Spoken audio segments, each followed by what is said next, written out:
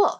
So I'm going to go ahead and start recording, and it's working. Great. All right. So welcome. Like I said, we're talking about the NSF and Ford Foundation Fellowships today. You all will have access to these slides, I think, and I included hyperlinks here to the pages just so that hopefully you can easily spot them. So we'll go ahead and jump in. The first slide that I put here was basically because I feel like I would rather assume that everyone is coming to this with a like bare minimum amount of knowledge. And I know I didn't really understand what a fellowship was like 2 years ago. So essentially a fellowship is just something that you can apply for that will fund your time so that you can work on goals associated with that fellowship. So the real benefit of them is that in most programs where you have to either have a TA position or an RA position to be funded, to have a stipend and to get a tuition waiver. Instead, if you have a fellowship, that will kind of take its place and you get to free up those extra hours. So it can be really, really beneficial if you want to spend more time on things like research or even teaching goals, like developing a course, which would be more, maybe more enriching than being a TA, things like that. I'm kind of the mind that if you can apply, do it just in case. I've applied for so many things that I haven't gotten, and I've applied for some of these fellowships multiple times. So I applied for the Ford 3 times and the NSF twice. So I'm a big proponent of applying just in case. That's kind of the overview of like why you would want a fellowship in the first place. Another benefit for some is that there really is a community, a network built in. I would say that's more true for the Ford than for the NSF, and we'll get into more differences as we go through. So like I said, we're focusing mostly on the NSF Graduate Research Fellowship Program and the Ford Foundation Predoctoral Fellowships. I'm going to go through some of the logistics of them because they are a bit different from one another. And I think it can be tough to suss out like which you're eligible for and which you want to put your energy towards, or both. So the mission of the 2 fellowships are quite different. The NSF is really focused on funding a researcher that shows a lot of promise for making progress over the course of their career in areas that they deem to be important. One important thing about NSF, they're really interested in, like they have here, science, technology, engineering, math. We fit in the science portion and psychology, but they're not super interested in clinical questions. So a good rule of thumb for the NSF is if you would submit it to the National Institutes of Mental Health, or the National Institute of Mental Health would be interested in it, the NSF is probably not interested in it. They're looking for more basic research that maybe could be applied later in a clinical setting, but really focused on that just basic mechanisms. And I think they definitely want to support people who want to make research a career after graduate school. The Ford, on the other hand, is a bit different. They are really focused on teaching and using kind of tenets of diversity and lived experience as a tool in teaching and being able to kind of teach more effectively to students from a variety of backgrounds. And so your research is really important in that area, but more than that, I think they really want people who are committed to going into higher ed or academia, maybe because they're interested in research, but also because they're invested in teaching. And so that is kind of an angle that is really important to address for the Ford. Does anyone have any initial questions, or like maybe things that you've heard that you're like, is this true, or is this a myth about either of these? Perfect. We'll move on. Okay. I have a quick question. Yeah. I'm very unfamiliar with all of these, so excuse me if this is a basic, but would applying for the Ford and if you got it, would that indicate something to a potential advisor if you're going to a more research-oriented school? I think that's a really good question. I think it would indicate to them that like this person might have funding, and so I won't have to find funding for them. I think in general, a lot of people who pursue the Ford are really serious about research. And the criteria for the Ford, like it's not easy to get that award whatsoever. Like you have to be, your research has to be presented like really tight. Same with your his past experiences related to research, but then also just making sure that you're meaningfully addressing the part about teaching. I think that people are really happy to see people apply for either or both if you're eligible, because it shows, I think, tenacity and that like you're willing to go for it and to put yourself out there. And for them, it really is a perk if you can get this type of funding and they don't have to find departmental funding. In some cases, that can actually allow professors to or PIs to take students that they weren't previously going to be able to take. So I think it's a good sign either way. Does anyone else have extra input on that from the panel? So I myself didn't apply prior to grad school, and I know Andrea has some slides about like the options for that. But I've known people who've done it, and I think that you could use it in one of two ways. One would be like you identify a faculty member and you like team up with them to say, we're going to write this to try to get you funded to work with me. Like I've heard it working in that way before, where you already have a relationship with the faculty member that you're trying to work with in grad school. Or I've also know somebody who just wrote an NSF and submitted it, and it was almost like another, like you said, perk, you know, another thing on the CV, and then almost functioned as like another writing sample because she got to write this whole proposal and then submit it. So I think you can use it a couple of different ways if that's helpful. Mm-hmm. Yeah, that's a great point, Marianne. So I'm seeing that we have questions in the chat about what we mean by basic mechanisms of psychology for the NSF. So this would be thinking about framing your project as like just developmental or social psych, some adjacent field that is close. So for instance, I'm kind of forgetting what I did for my project, which is kind of a shame, but I am really interested in suicide and how stress impacts biological mechanisms to incur risk for suicide over time. And so when I proposed my study, I completely left out suicide, didn't mention it a single time, even though that is really the central focus of my research. And I just talked about a research study that would allow us to understand how different types of stress affect the brain. And I proposed using a machine learning technique to do so, because last year one of their areas of focus was well, I don't remember what it is. Basically, it was like do something fancy was the area of focus. So I was like, I'm going to propose something fancy, but I have people around me that know how to execute, and I can say, they'll help me get through it.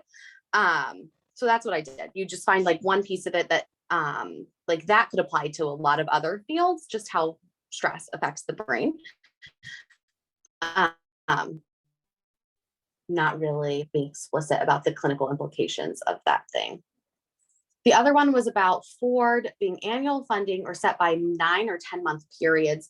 I don't know the answer to that. My understanding is that it's over 12 months. I can answer that if you want. So yeah, it's 12 months, or you can set it to 9, so you'll get paid more. It's the same amount, but you can split it over 9 months or 12 months. It's basically if you want to include summer or not. But I feel like most people do the 12, but it would depend, maybe like graduation or things like that. And maybe you choose to do 9. Yeah, that's a good point. So if you wanted to do, for instance, like an internship that was focused on like an industry job, you could do that with the Ford if you did 9 months. Maybe. Yeah. Mhm. Yeah, I think I'm pretty sure you can do that regardless. I think it's just you can't on an NSF or one of these other ones to start earlier or something like that. Maybe you'd condense it to 9, but I still think you could do like one of those. I think it's really just graduation. Like you still have to be pre-doc, obviously. So that would maybe on that last year, some people do 9. Cool. Let's see. I feel like there's a couple more questions. So, is it weird to cold email a PI?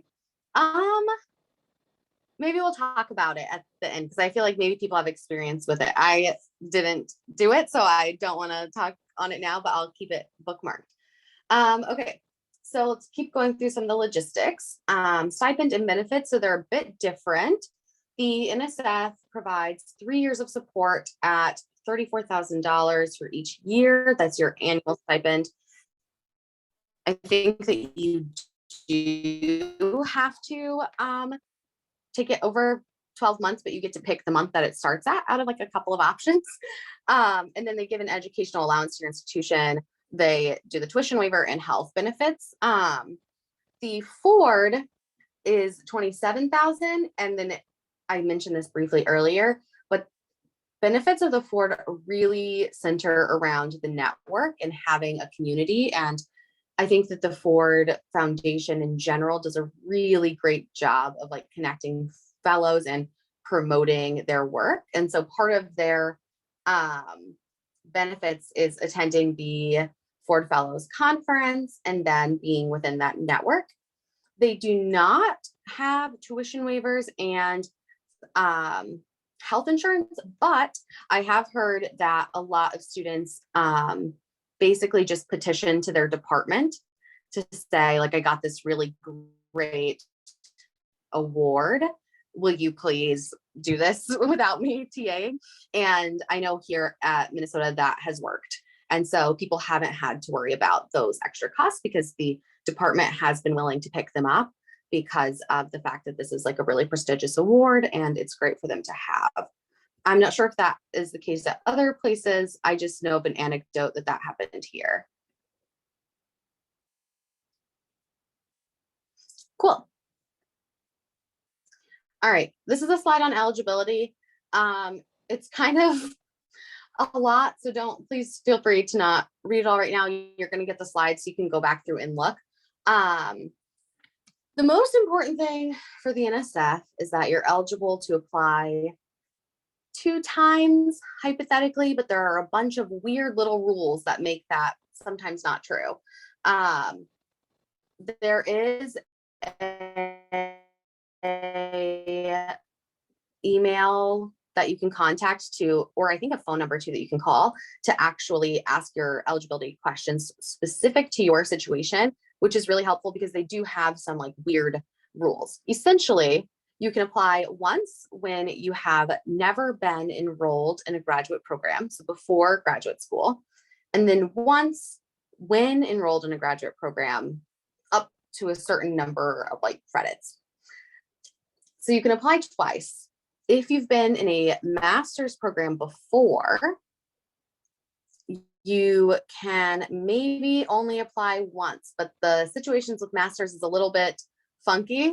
So if that situation applies to you, I recommend emailing them. I know there's like a certain amount of time after which it no longer counts, and now you're back to pre-grad school applications, and it's really complicated. But if you've never been in a master's program and you're not enrolled in grad school, you're good to go. You can apply. It is restricted, to US citizens or nationals or permanent residents. I know I have it written over here, but for the Ford, you also can be a DACA recipient. And then there are specific other groups like refugees, asylees, etc., who are eligible, do not fit these 3 criteria, but I don't know that that's true for the NSF. So again, if that applies to you, reach out to them. And then For the Ford, again, these are what they list on the website, which I thought was weird. That eligibility is having like a superior academic achievement, because like, who knows what that means?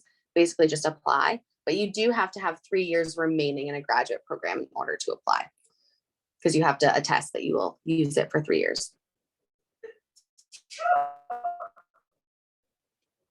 Okay, deadlines. The NSF Fellowship is approaching in a few weeks. It's like 5.5 weeks away. It's going to be due October 19th.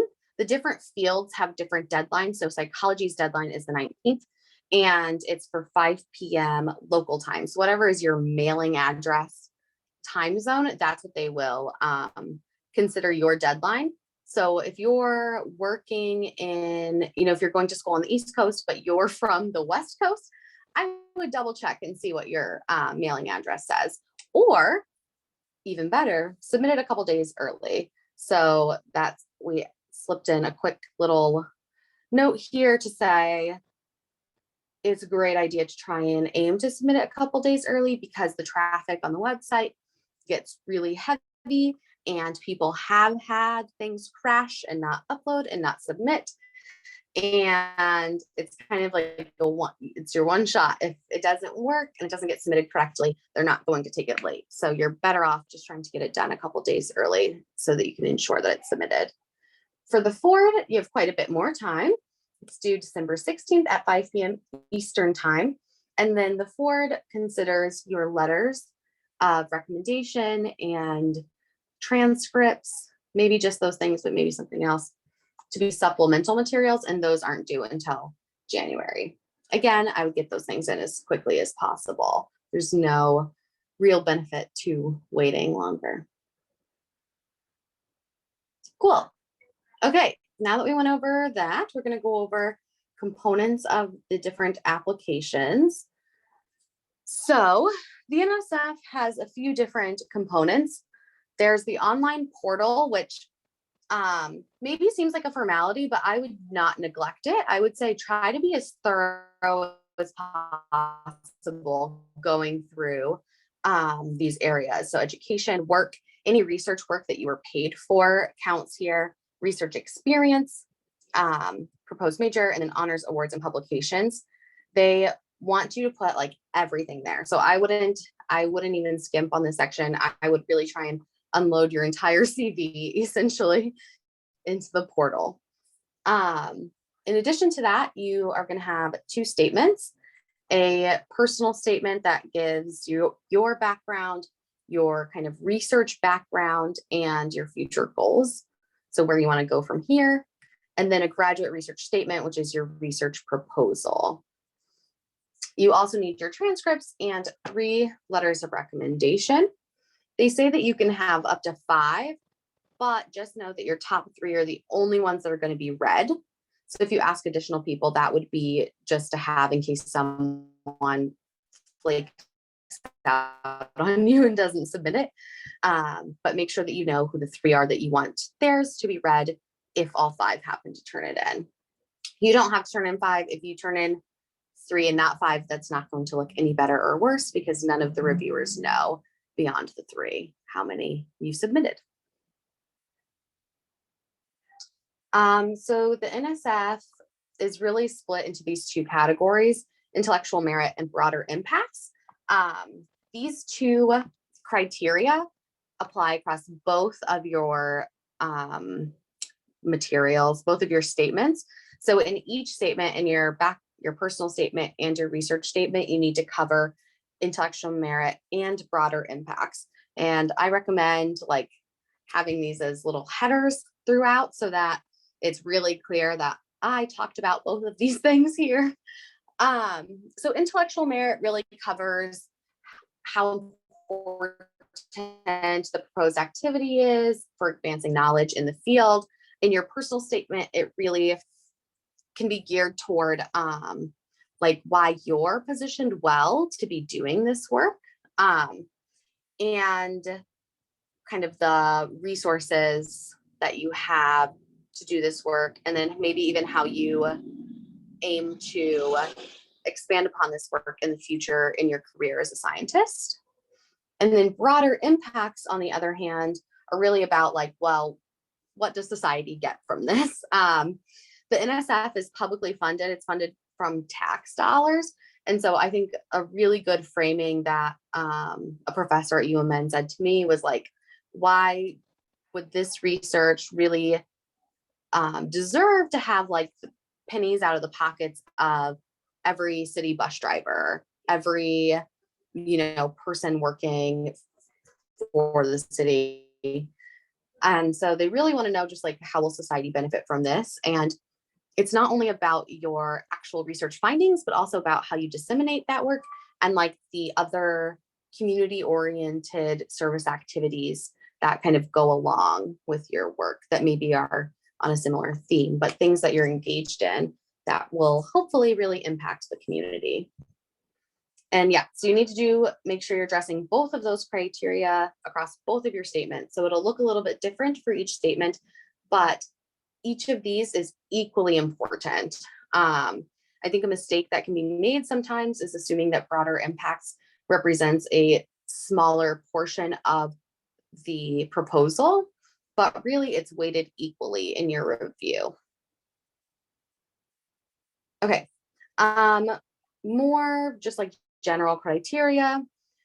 They say demonstrate potential for significant achievement in STEM. So again, you want to show that you have a track record and that you have the resources needed, or that you suspect that you'll have the resources needed to conduct the research that you really want to do and that you're proposing that you'll do. They say using a comprehensive, holistic approach. Honestly, I don't really know what that means. I put it on here because I was like, maybe someone else will know what that means. But I just assume that in my brain, that would mean like I'm thinking about the impacts of my research from beginning to end, and like that matters to me. But yeah, maybe someone else has better insights on that. And then a balanced consideration of all components. So they're going to look at your academic track record, but they're also going to look at things like activities and outreach service. Okay, let's go to the Ford. So similarly, the Ford has a few components. The online portal, which has very similar kind of sections. You want to unload everything there, be very thorough. But then the difference is they have 3 statements. So their statement is kind of broken up differently than the NSF. There's a personal statement that's really about who you are and how you got here. And kind of, I think, really framing the narrative about like what this work means to you. There's a statement of previous research and scholarly productivity. So there you're going to talk about all of your research experiences and any actual products that you have out of your research. And you also include like a mini part of your CV.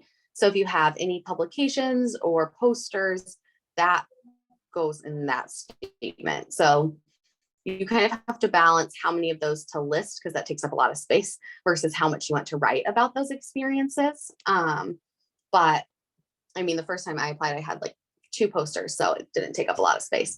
But as you get more and more kind of products out, you'll have to figure out that balance. And then proposed plan of graduate study, I think it's supposed to say study, and research and long-term career goals. So here you have to address your proposed research, also where you're hoping to go from here.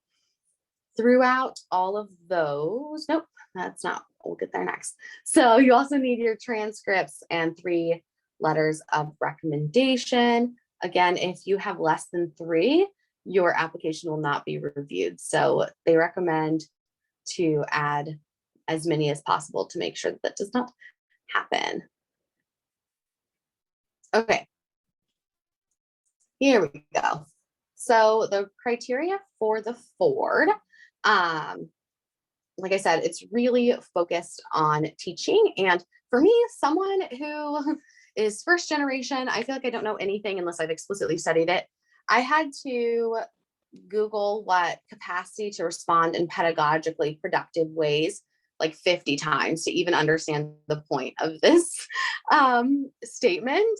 I think I was so, yeah, even now, I don't know if I could repeat to you what that really means, but basically they want to know that you are the type of person who is able to incorporate tenets of diversity. And I think like,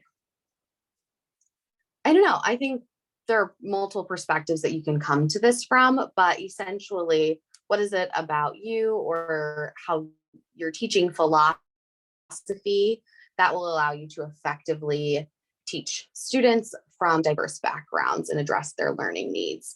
Like one of the things that I talked about was really removing the kind of authority of like the teacher and having one person being the knowledge holder and everyone else being the learner, and instead really leaning into the fact that we all have different lived experiences, different areas of expertise, and things that we know more or less about. And so we're all knowledge holders and we're all learners. And that to me is like something that I think is really important. And so that was kind of one of the things that I talked about. Again, they also, similar to the NSF, they want to know that you've had engagement in kind of serving these communities or at least being a part of these communities.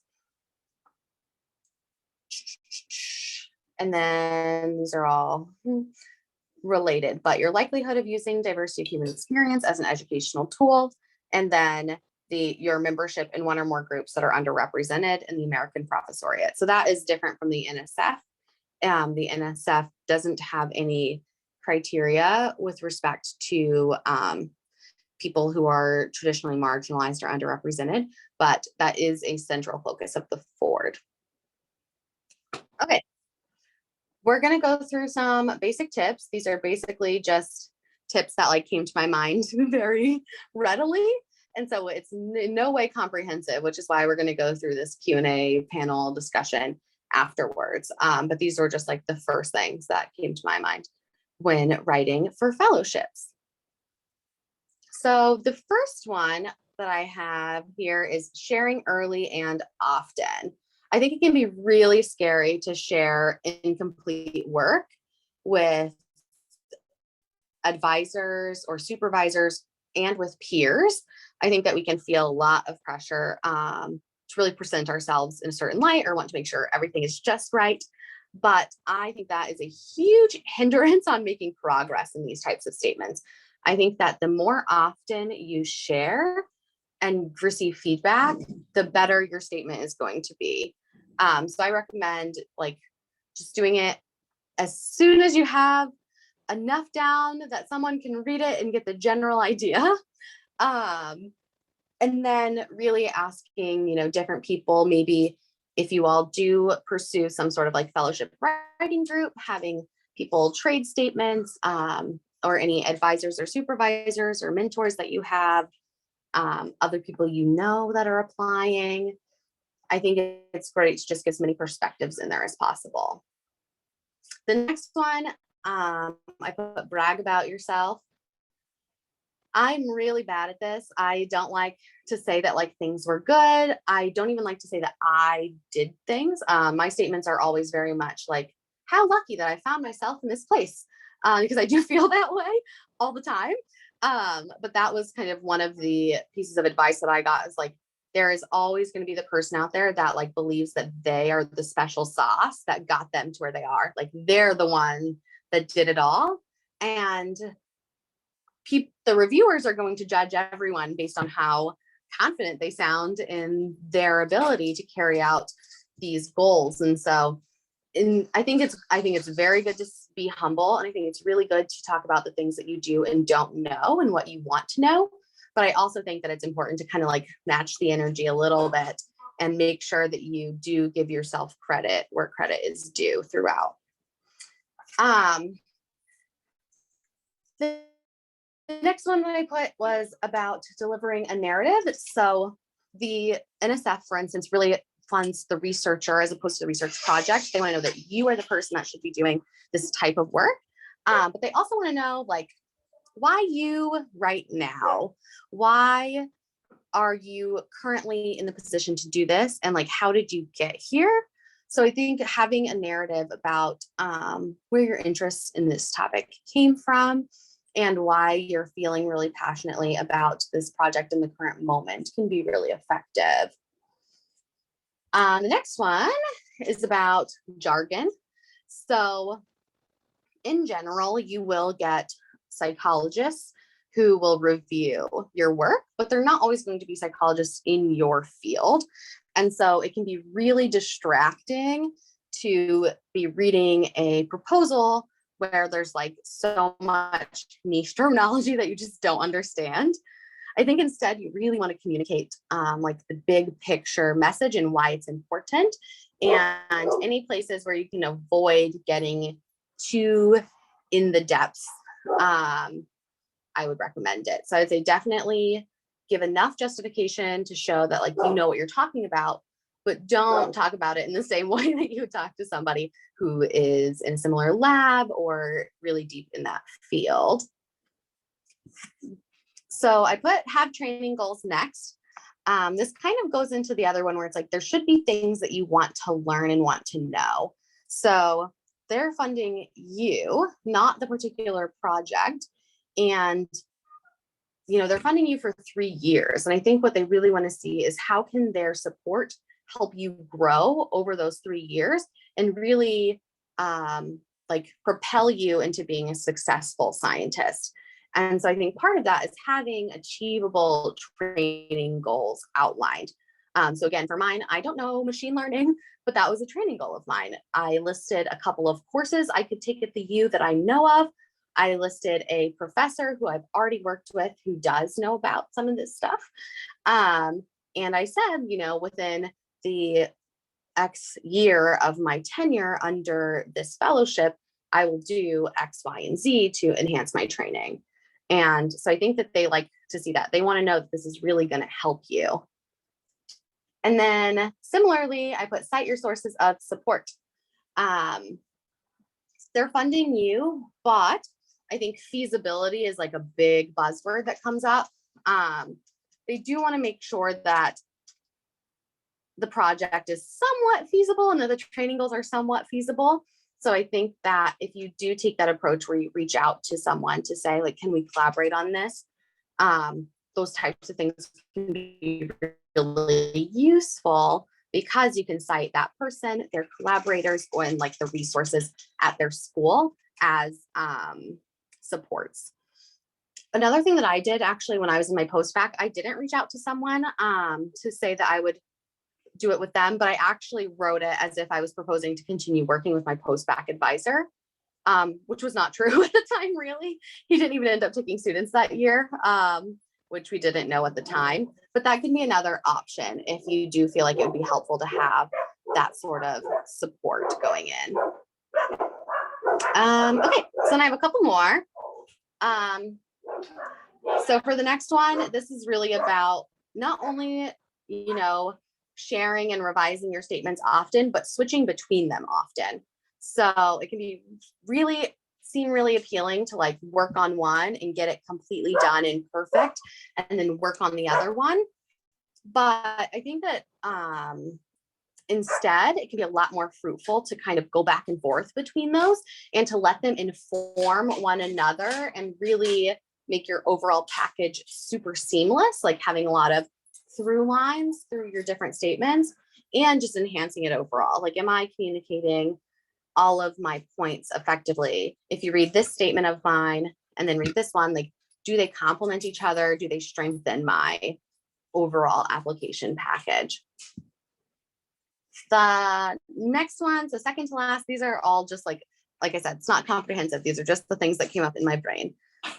It's about using your letters of recommendation to your advantage. So when I applied, and this applies to graduate school as well, I had a low undergrad GPA, which I don't even think it's that low, but I definitely got knocked for it on a couple of my reviews earlier on. But something that I did was talk to my post-bac advisor about, whether he saw it as a limitation and if he felt comfortable writing about it in his letter. And so the idea is if there are any areas of your application package that you feel like aren't as strong as other areas, or maybe like misrepresentative of your potential, asking your advisor kind of if they agree and if they think it's worth addressing within your letter of rec. Yeah, I think it can be helpful just to be able to have them say, like, I've worked with this person. They had, you know, maybe they had circumstances that contributed to this, and I really see them as having a successful future in our field. I think that that can hold a lot of weight. And then the last one is like, seems like the easiest, was so important. Follow all of the guidelines. So that includes answering all of the prompts thoroughly, making sure that you're not leaving anything out, but also like the right font size, the right font, the right margins, the right number of pages. Any of those small things can disqualify your application, which sounds really scary. But I think it's kind of worth sounding a little scary about, because it's just such a bummer of a thing to lose out on an opportunity for. So just be really careful, double check, maybe triple check, and make sure that your statements are within the parameters of the fellowship, especially if you're switching between platforms. If you're writing on Google Docs and you download it into Word, double check everything. Just make sure that you're, you know, in the clear. Okay, so now we're going to switch to the panel. So you guys can have a chance to actually ask some questions. So I am very lucky to be joined by 4 amazing grad students. So Diego, Marianne, Toby, and Jasmine are here. We have all of our information on here. And you can feel free to reach out to those who've like included their information. I thought an easy way to kind of get started with the panel would be to have everyone be able to share what their personal kind of top tip is. So if they could give you just one piece of advice, what would it be? And then after that, we'll open for questions. So we'll do the top tips and then I'll stop recording and then we'll open up. So mine was just about being really authentic about like who you are and why research really matters to you. I think that in these types of proposals, there are just going to be so many people who are well qualified. Like, I feel like the NSF could probably scrap their whole group of fellows and then get a whole group of equally good fellows to replace them, because there are just that many rock star people in the world. But I think that you are the only person that's had your lived experiences, and that comes to your research with your perspective. And so I think that there's a lot of value in being able to share that with the reviewers to the extent that you feel comfortable. Okay, maybe we can go to Diego next. Great. Can you hear me? Okay, great. Mhm. Hey, everyone.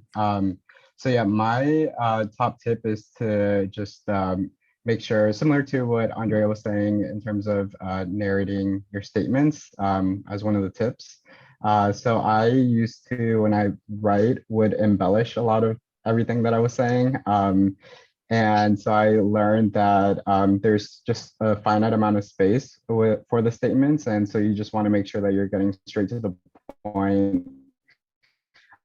And yeah, you're not making the reviewers like read between the lines, and making sure that like you're doing the work for them. So it's, yeah, very important that you make sure that your statements are, yeah, straight to the point, vivid, and succinct. Something else within your statements is specifically regarding your personal statement, is addressing any weaknesses that you have. So I was kind of hesitant of addressing that I had a low GPA, or fairly low GPA in undergrad, and I wasn't going to mention it and just, you know, see what happens, but then I felt like I should. So I mentioned that I had trouble in undergrad because of these certain issues, and just in like one sentence, but then the next sentence was about how I've been successful like since then, and pretty much overshadowed that one comment about one of my weaknesses. And I also, related to one of the tips that's already been mentioned, is to talk to your reviewers about like what you want them to address in their letter recommendation. So that's also something I talk to my reviewers about how they could highlight, my academic achievements now. I have a really great GPA and so forth. So yeah, that's my top tip. All right, so I'm Toby. My top tip is basically to write your reviewers' comment sheet for them. So within the NSF, the reviewers submit their comments, and then that gets reviewed by the larger NSF board, who then determines who wins the fellowship.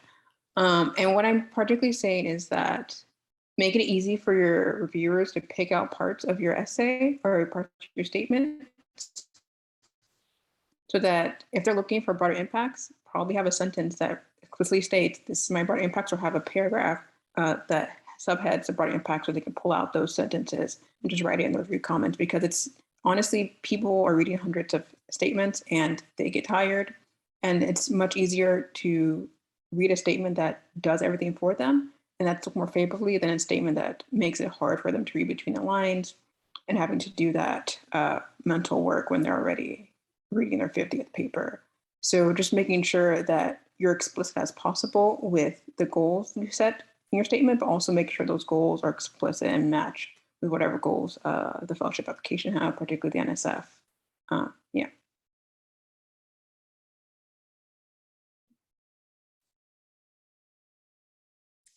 Okay. Yeah. So it sounds like we all had very similar tips. Not to spend too much time echoing everyone else, that yes, it is very important that you address every component. I'm speaking again personally from Ford. I never actually applied to NSF, kind of for the reasons that you mentioned in the beginning, but from Ford, they have a lot of different things that you're supposed to squeeze into 2 pages, sometimes less. And it has to cover ranges from teaching, from what you're hoping to do in the future, to, again, all of your research. So it's sometimes hard to address everything. And if you find yourself leaving something off, then that means you have to take down something else, because every single part has to be in there. And I think Diego was saying it has to be very clear that you're addressing each part of the positive factors for selection, or what they want in each statement. I forget how they word it. But also, one thing that's not on here that I thought of that we haven't talked about, with letters of recommendation for Ford, because teaching is such a big part, I highly suggest getting someone who can speak to your ability to be a teacher, which we don't oftentimes do. We're really looking at like researcher. Get someone who, I was really active in their class. He actually taught the multicultural class at my program, and I really requested him to speak about my ability to kind of, like how I did in presentations, and like my ability to kind of lead a class that way. So I do recommend trying to get recommenders from across the board there as well. And then I'm Marianne. I had a hard time thinking of one good top tip, but something that has come up before at the University of Minnesota, we have a fellowship writing course, which can be really good, but also can make people feel like, well, all these people around me, all my peers have these incredible stories, how it basically sounds like they came out of the womb, like doing research, and they've been doing research on the same thing since. And they have this like beautiful story leading up to how they got to where they are today. And like 99% of us don't have that narrative, that's so crystal clear and linking all the experiences that we've had in this cohesive way. But it's very possible to do that. And everybody does have, even if you feel like you don't have a cohesive narrative regarding your academic journey, you do. And that's where other people's feedback can really help and is essential. Like, other people are often able to take an objective look at your experience and your application and see things that you don't. So that was one idea. Thanks. Oh no. I did the wrong one.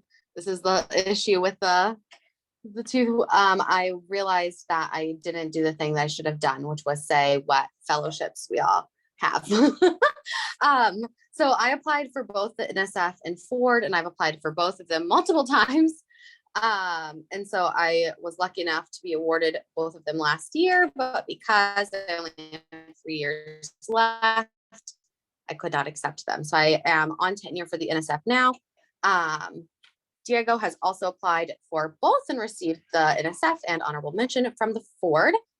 Marianne has the NSF, Toby has the NSF, and I'm not sure if either of you have applied for the Ford, and then Jasmine is a Ford fellow and did not apply for the NSF. So in case anyone is, trying to direct their questions for particular fellowships, that might be important to kind of have in mind.